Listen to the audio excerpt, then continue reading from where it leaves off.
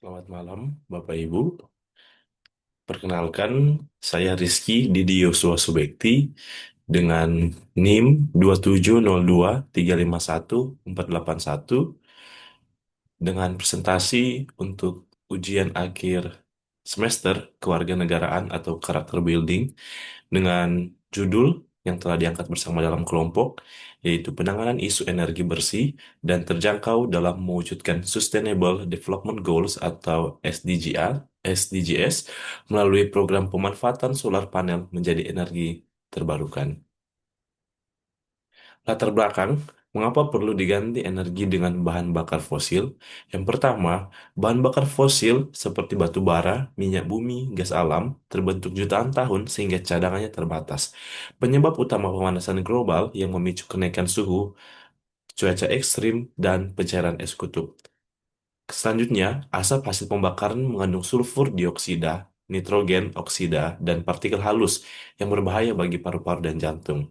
Selanjutnya, penambahan batu bara merusak lahan, pengeboran minyak berisiko tumpahan, dan ekstraksi gas bisa mencemari air tanah. Jadi bagaimana penanganan terhadap pencegahan hal di atas? Peralihan ke energi terbarukan melalui teknologi panel surya merupakan langkah penting dalam mewujudkan pembangunan berkelanjutan, mengurangi ketergantungan pada sumber energi tak terbarukan, dan memperkuat ketahanan energi nasional. Pengembangan dan pemanfaatan panel surya tidak hanya berperan sebagai inovasi teknologi, tapi juga sebagai bahan integral dari komitmen global untuk menjaga kualitas lingkungan dan kesehatan publik melalui pengurangan polusi. Adapun rumusan masalah yang diangkat, yang pertama, bagaimana akses masyarakat khususnya di daerah pedesaan terhadap energi bersih dan terjangkau saat ini. Kedua, apa saja potensi bahan baku dan tantangan dalam pemanfaatan energi surya sebagai sumber energi alternatif di masyarakat. Ketiga, bagaimana peran pemerintah dan sektor industri dalam mendukung pengembangan energi bersih untuk masyarakat.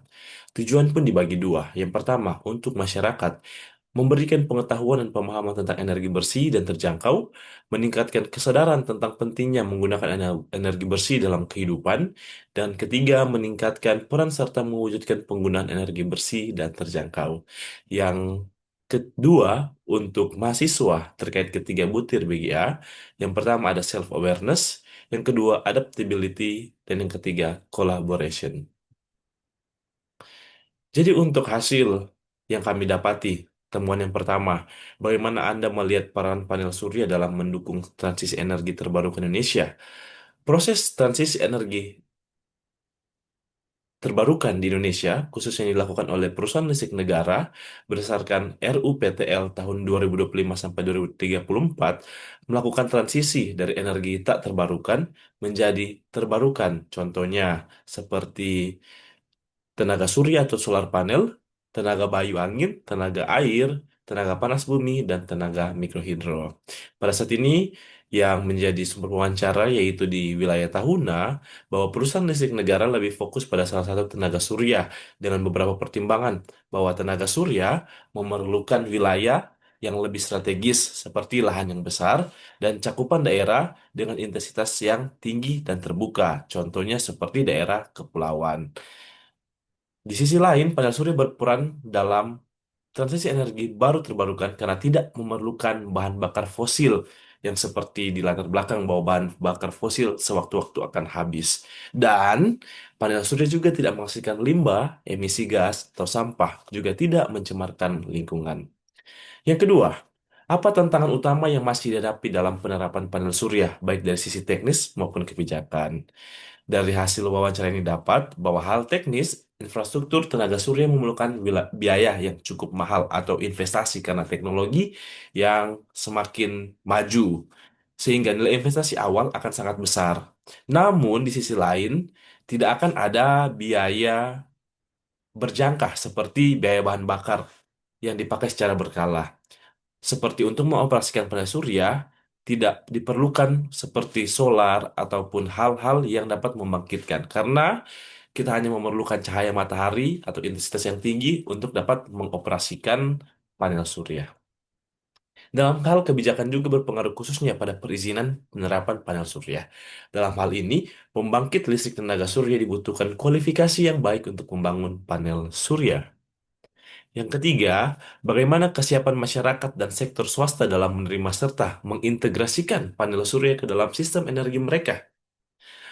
Dalam hal ini di Tahuna, masyarakat sangat antusias dan sudah sangat siap untuk menerima panel surya di Tahuna.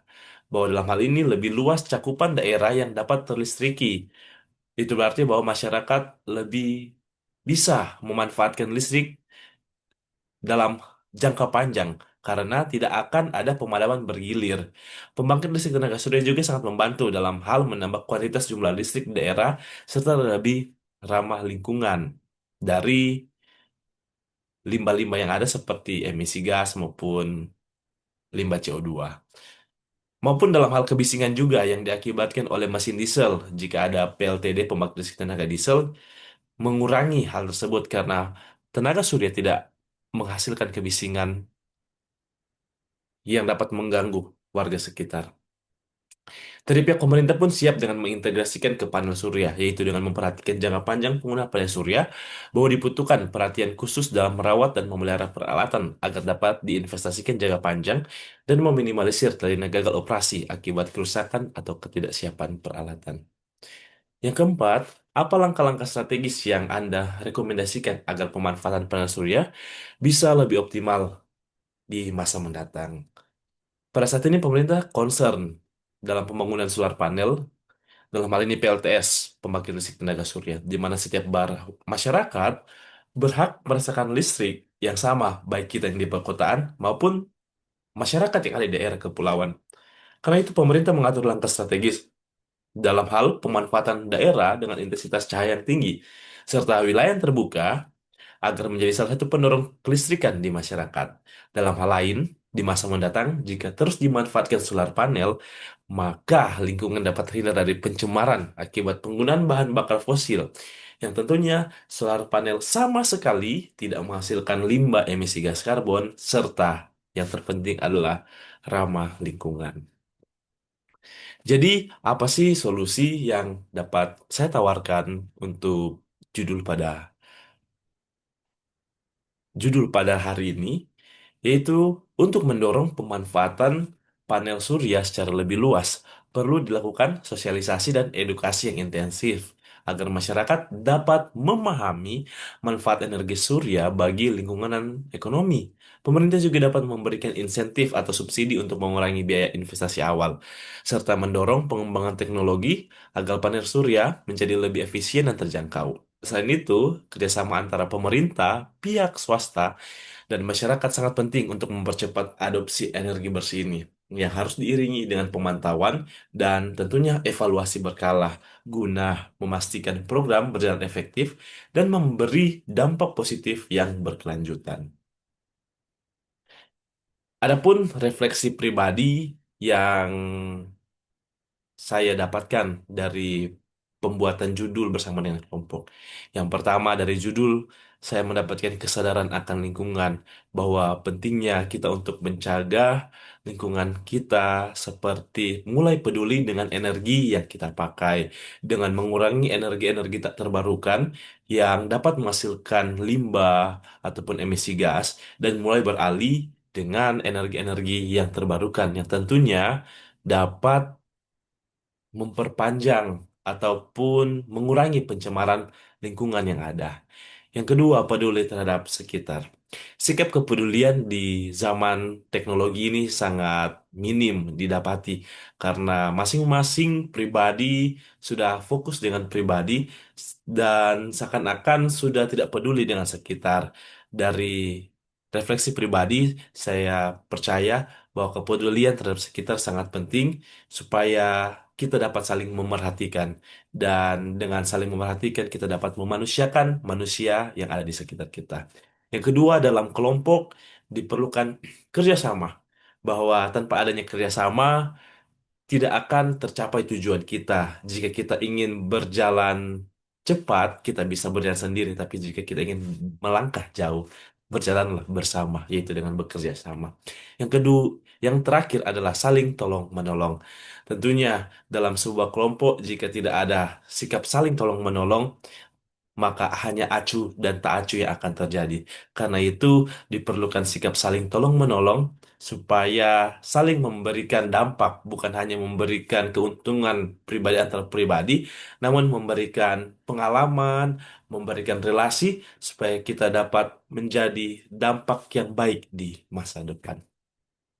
Demikian presentasi dari saya, Rizky Dedi Yosua Subekti. Terima kasih atas perhatiannya dan semoga bisa bermanfaat dan memberi dampak.